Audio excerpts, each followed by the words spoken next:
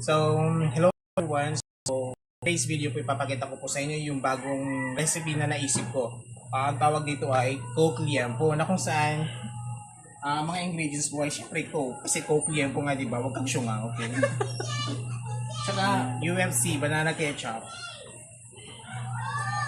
Panghugas ng plato. Charot.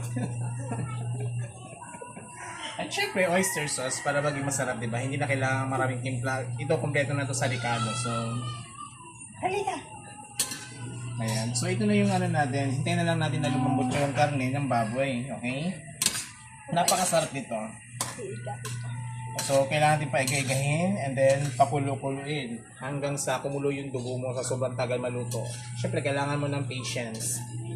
Kung ikaw ay isang chef, marunong ka magluto, kailangan mahabang pasensya mo kasi syempre, mahaba talaga, matagal, mahabang process po bago siya maluto, di ba? So mamaya, pag kumain na kami, i-update ko na lang kayo kung anong lasa, okay? Kung wala kayong makita ng video na kumakain kami, ibig sabihin, walang lasa yan. Tinapo namin yan. Doon na. Okay.